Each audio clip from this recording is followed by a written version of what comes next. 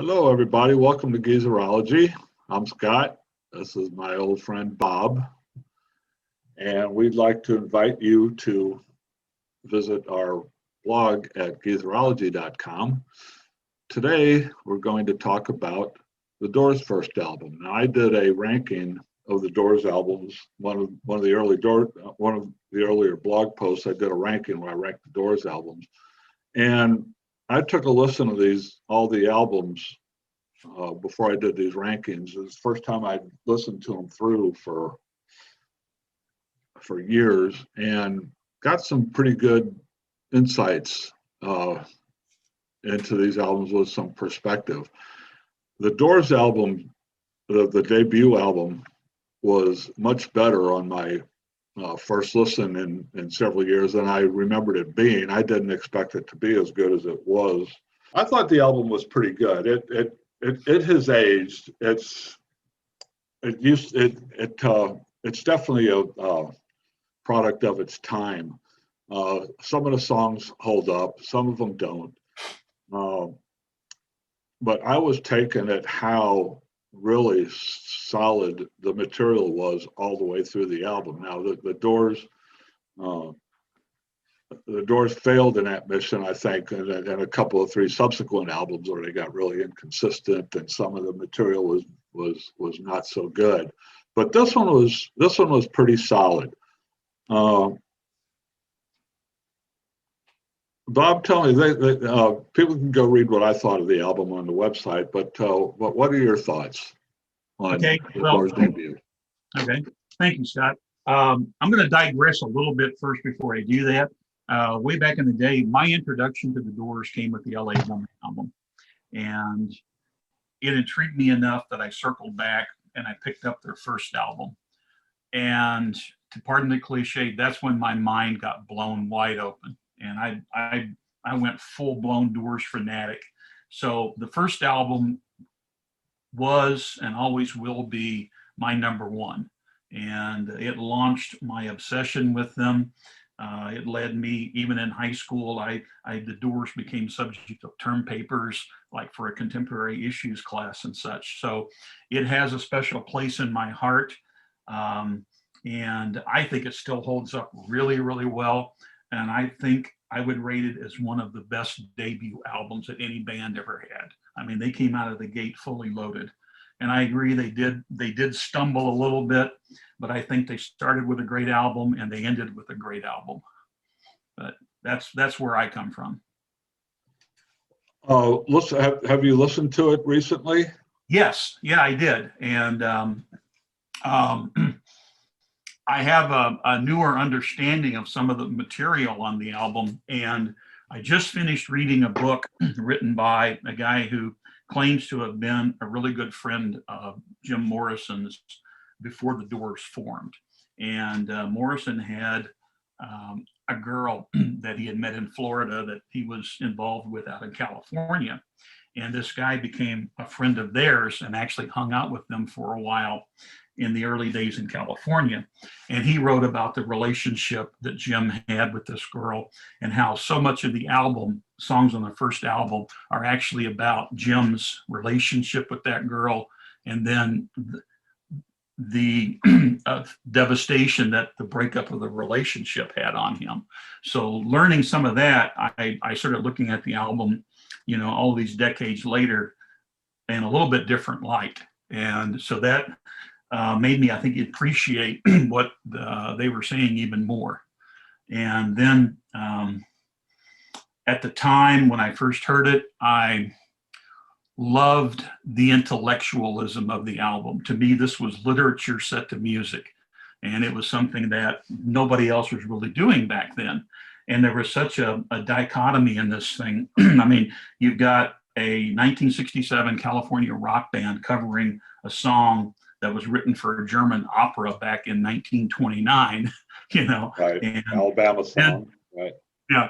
And, and then the song was originally written for a German opera to be sung by a group of prostitutes.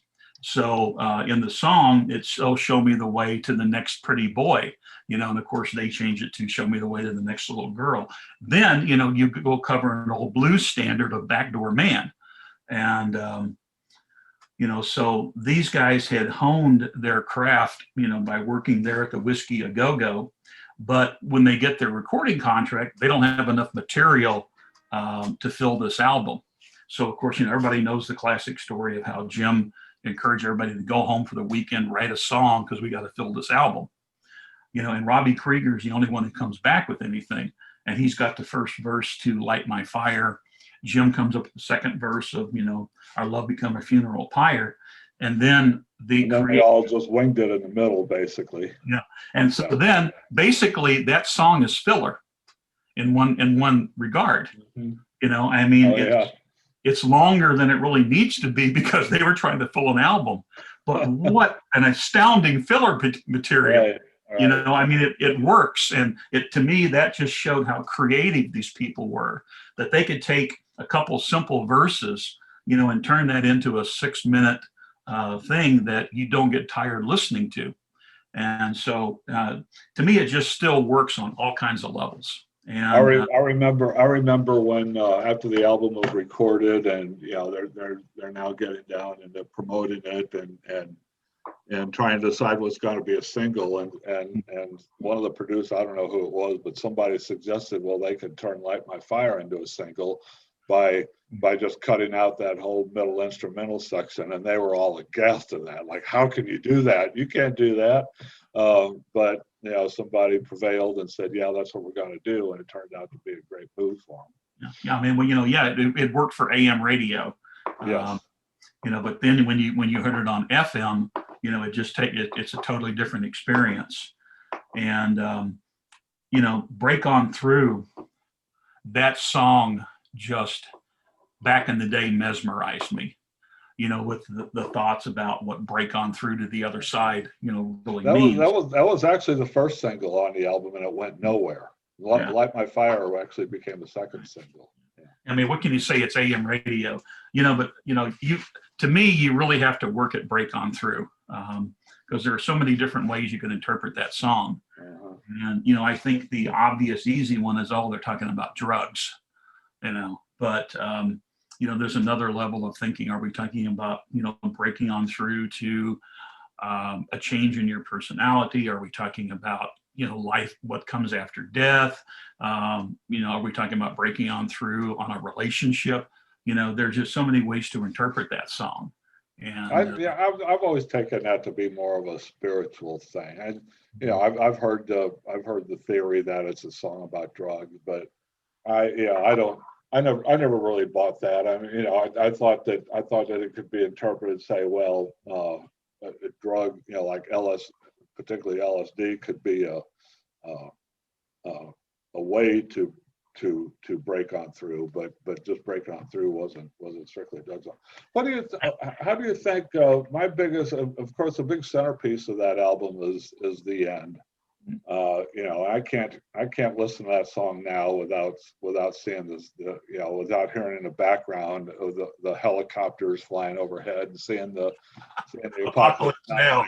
That's now become one of those songs that's always instantly connected to me with a movie scene. It happens with a lot of songs,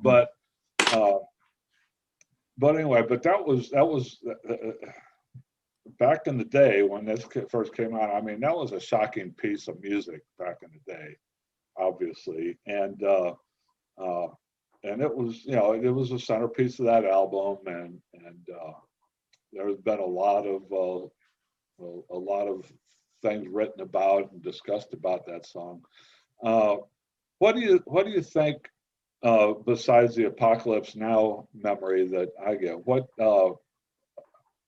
does that song hold up now for you? Is that how does that work for you these days? Okay, well, two things. After reading that book that I mentioned earlier, the end was originally written by Morrison about the breakup of his romance, or his Correct. Yeah. breaking up with the woman that he figured he was going to spend the rest of his life with. So that was the essence of the song. the end that we know that wound up on the album came from him going off on a riff, on stage at the Whiskey A Go-Go when he added the whole Oedipal section. Right. And so That's the one that got him fired from the Whiskey, right? right, yeah, that Yeah, got when them they performed fired. it. Yeah. Yeah. So I remember when I first heard the song, that it captured me so much on the Oedipal section. And I don't want to make love to my mother, okay? But, one thing that Morrison and I had in common is very rocky relationships with our fathers. And, he totally disavowed his parents. All his biographies, he claimed they were dead. And, I didn't want to kill my dad, but there were times that I certainly hated that man. And when I listened to that, it just really hit me because of my feelings and my relationship with my father. And I still get that to this day. I didn't hate my mother by any stretch of the imagination, but I definitely did not have a good relationship really with either one of them. So that part still holds up for me really well. That's interesting. The Oedipal section does kind of bug me a little bit, but I understand where he was coming from and what he was trying to say. Now, it's a weird combination between singing about losing your girlfriend to suddenly talking about wanting to kill your father and, Rape do your weird mother. things with your mother. Yeah. But I guess, it just because the album had such an incredible impact on me when I was 16, 17 years old and developing my own consciousness, trying to figure out who I was as a person, going from being a pimply faced young teen to transitioning to the stages of becoming a young adult. This just hit me right at that period of my life. And, I'm developing a consciousness. I'm starting to see life beyond, the confines of my small town. And like I say, that just came at that point in my life. And, it wasn't the entry point to me for the Doors, but it was the one that just grabbed me. Yeah. And, and then there's some fun stuff on here too, 20th Century Fox. I love that song. Love that. Yeah, I still, absolutely. to this day, I still love that song. Yeah, and I mean, and it's just, that's just a banger. Yes, and so you've got the Beach Boys, singing about California girls, the cute blonde in the bathing suit on the beach, and then the Doors are talking about, this gal going down the street and you're following her like a dog in heat and you ain't never going to have her because she's so much above you. I mean, it's just, I saw this documentary recently where it talked about, all of these LA bands that you saw in the day, and then the Doors were what came out at night. So yeah, that's a fun song. Soul Kitchen, I love that one. Take It As It Comes. I mean, there's just some really good material on here. So I say this still really holds up for me. I could see how some people might think it's a little dated, but it just still says so much to me from that time when I first heard it. And I still carry, some of that with me. Yeah. Like I said, when I listened to it a couple of weeks ago for the first time in several years, I listened to it 3 or 4 times, not just one time, but 3 or 4 times, and every one of those 3 or 4 times that I went through it, I became even more impressed by it. The end is a little cringeworthy now. It's such a product of its time. It's definitely not something that would ever appear on anybody's album today that they would put on the marketplace. Maybe it could end up a YouTube video somewhere or something, but not on a mainstream record release anymore. If you pulled out the Oedipal section, the song would still stand on its own, I think. But, it's that Oedipal section that is really cringeworthy today. and was probably crazy. That whole improvisational section, which the Doors had that, and they also had When the Music's Over, which is the same sort of thing. It was basically a 3-minute song that Morrison had written. That they just the middle part of it just became some space for him to start improvising on stage. Now, if I have a complaint, it would be that I don't think the Oedipal section should have been on the album. I think they should have done the end as what it was originally, as a 3 or 4 minute love song. Right, and then that's interesting. But then that album would have never been what we now think of the album as being. That's true. Which was just this dark, deep dive into places that a lot of us don't usually like to go. True, but I've been over the last week or so re-listening to Absolutely Live, and the difference between them doing some of this stuff on stage as opposed to being on the album, you can tell the improvisation that they did on stage, and that, Morrison would go off somewhere and these guys had to follow him. Mm-hmm. And so to me, it seems to be something that would have fit better on a live recording. It's just kind of a bizarre thing to do in the studio, but you're right. I think what they took in the studio was that whole middle section was originally an improvisation, but then it became a script. He improvised at one time and he worked on it. He changed it a little bit here, changed a little bit there, changed a little bit there, until until it came to a place where it all felt like it all fit together, and then that became the song. So by the time they actually went into the studio to record it, it was no longer an improvisation. It was, it was a fully worked out song by that point. Now you may have information on this, and I don't. So the improvisation gets them fired from being the house band at the Whiskey, where they had been incredibly popular. Right. So then they go from that to getting a contract for the first album. Do you have any information as to how Elektra reacted to the idea of their band they just signed coming out with a song that talks about screwing your mother and killing your father? What's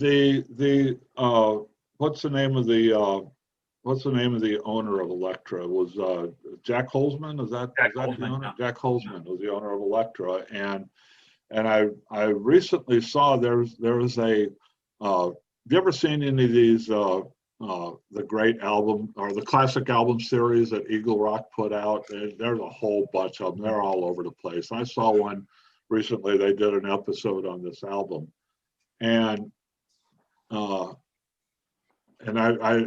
may have heard this in other sources too, but I just recently watched this documentary, and Jack Holzman is in the documentary, and he says that he was there scouting the Doors, and he happened to be there that night, watching them that night that he went on that he went in that they first did that Oedipal section, and the owner of the Whiskey just freaked out and fired him. And as they're back in the dressing room, they just got fired and they're trying to figure out what to do. Well, that's when Jack Holzman walked in and introduced themselves and signed him on the spot. So if that story is true, and Holzman tells that story, if that story is indeed true, then obviously Holzman didn't have a problem with it.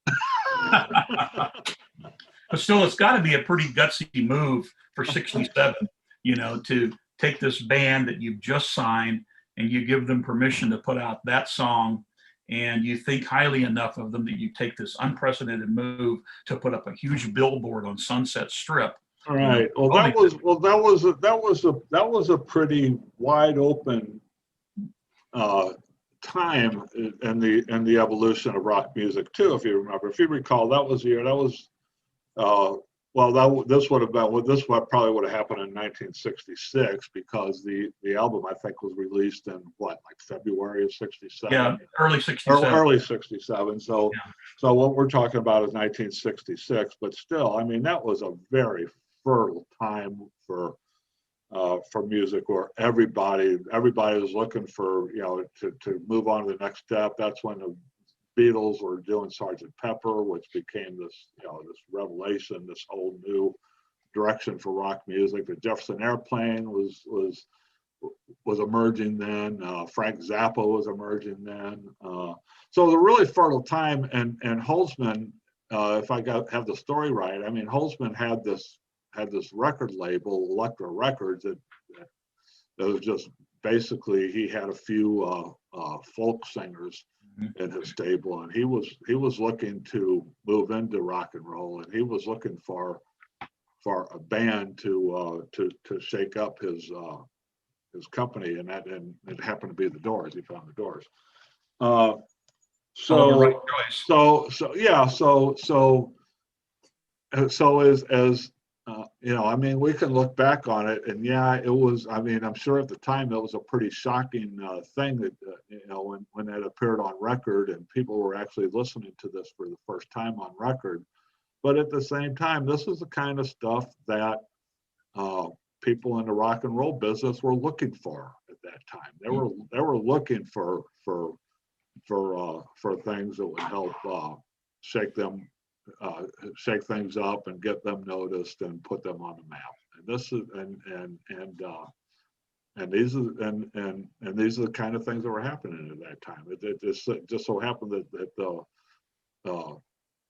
the Doors were one of the most successful bands at carrying on with this newfound freedom, and they brought something new to the table. I agree with you 100% on that. It's just still such a weird thing that, they'll let you put out an album where you talk about killing your father and screwing your mom. Oh, sure. It was shocking. When you become a big star, you can't go on the Ed Sullivan show and use the word hire. Well, they did censor it a bit. I mean, there was a big censor there. It's like I mean, killing your dad, screwing your mom, okay, but just don't talk about drugs. Yeah. Well, Well, that was Ed Sullivan when they did Light My Fire on the Ed Sullivan show. No, don't say get higher, because that's a drug, and he did it anyway, and they banned him from the Ed Sullivan show. Okay, well, we're going to go ahead and wrap this up. Thanks everybody for listening. Thanks, Bob, for your input on this album. Oh, you're welcome. Thanks for hosting it. Subscribe to our channel down there hit the subscribe button. Go visit us at Geezerology.com and visit us on Facebook. Bob is putting together a Geezerology page on Facebook that you can have a look at, and follow me on Twitter. All that information will be on the bottom part of your screen. Thanks, everybody. We'll see you later. Take care.